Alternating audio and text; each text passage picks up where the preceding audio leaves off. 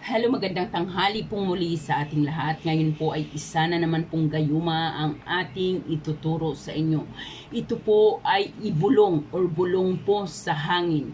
Ito po ay pwedeng-pwede sa ating mga mahal or pwedeng-pwede sa taong ating iniibig upang ang taong ito ay hindi na mapapakali sa kanyang kinaroroonan sa kakaisip sa iyo. Ikaw lamang ang kanyang pakaiisipin.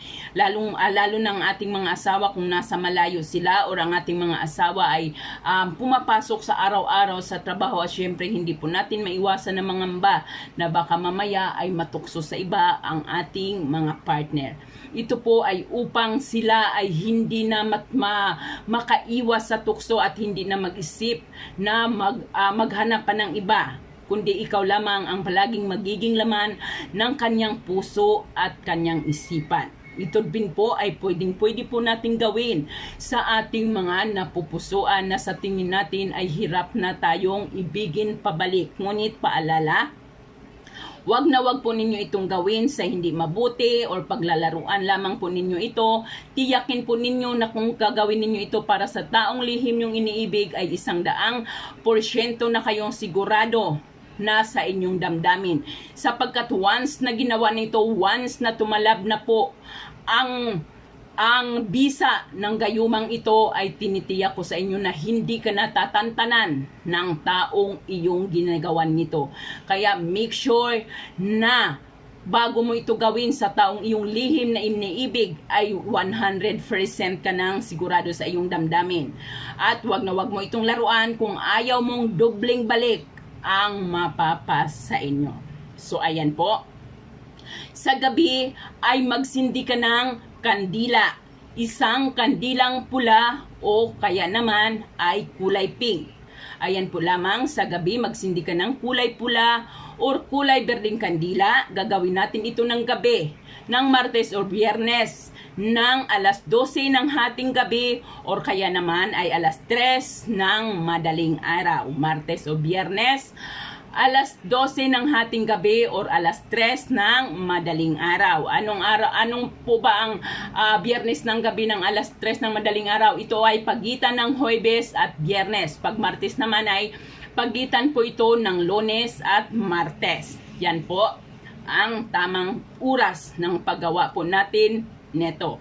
Kung wala pong ibang oras, kung wala kayong time sa paggawa na yan, ay maghintay po lamang kayo ng ibang pagkakataon upang magkaroon kayo ng time ng Martes or Biyernes sa pagitan ng alas 12 or alas 3 ng madaling araw.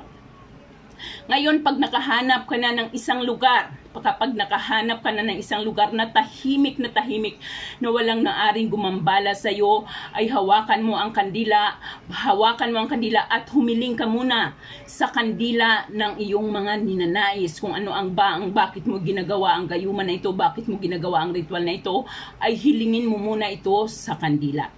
Pagkatapos mong humiling, ay sindihan mo ang ating kandila. Pag nasindihan mo na ang ating kandila, ay magdasal ka ng isang Ama namin, isang sumasampalataya ako hanggang isa pa ako sa cross, at isang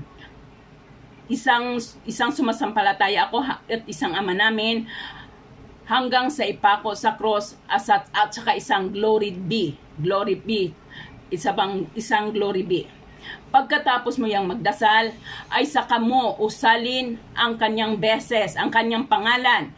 Usalin mo ang kanyang pangalan ng 3 beses. So pagkatapos mong magdasal ng isang Ama namin, isang sumasampalataya ako, at isang glory be, ay bigkasin mo ang kanyang pangalan ng 3 beses.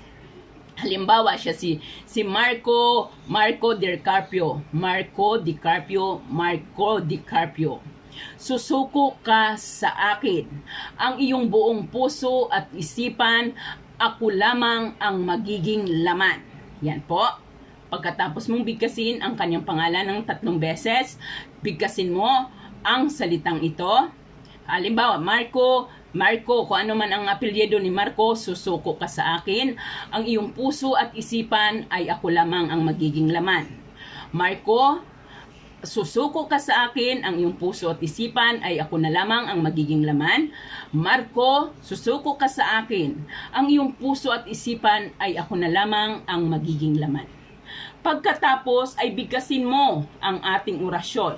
Bigkasin mo ang ating orasyon ng 7 beses. Ilalagay din po natin ito sa ating description box. Narito po ang ating orasyon na ating babanggitin ng 7 beses. Tandaan po, 7 beses. Factum it mariatum hom salakates satarnates. Sumuko ka sa akin, kasinoto honoro cluster, forinot katipa, karnos noktar raiban, beranter igosom niammat niamhom, ad nohire de gloriom. 7 beses pong ulit-ulitin ang ating orasyon. 7 beses mo itong ulit-ulitin. Gagawin mo ang ritual o gayumang ito ng sunod-sunod na 7 gabi. Dapat ay walang laktaw. Kung paano mo ito ginawa sa umpisa, ay ganun mo ito gagawin sa susunod pang 6 na araw na natitira.